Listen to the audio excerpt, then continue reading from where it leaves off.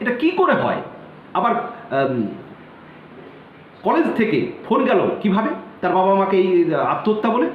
তাহলে সন্দীপ রায় অধ্যক্ষ আরজি করে, তাকে শুধুমাত্র বদলি করে দিলেই হবে না, তাকেও তদন্তের আওতায় আনতে হবে। ইমিডিয়েট এই ঘটনার নিরপেক্ষ তদন্ত করে যারা যারা দোষী, যারা যারা এই ঘটনাটিকে ধামাচাপা দেওয়ার চেষ্টা করেছে, তাদেরকেও আইনের আওতায় আনতে হবে।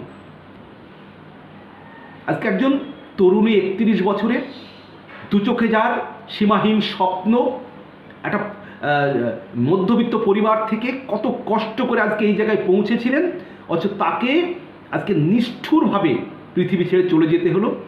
এই নারকীয় ঘটনা, এই দুঃখজনক ঘটনা, তার সুবিচার যেন পায় এই মহিলা চিকিৎসকের পরিবার, এই মহিলা চিকিৎসকের আত্মা যেন শান্তি পায়, তার দোষীরা যেন শাস্তি পায়।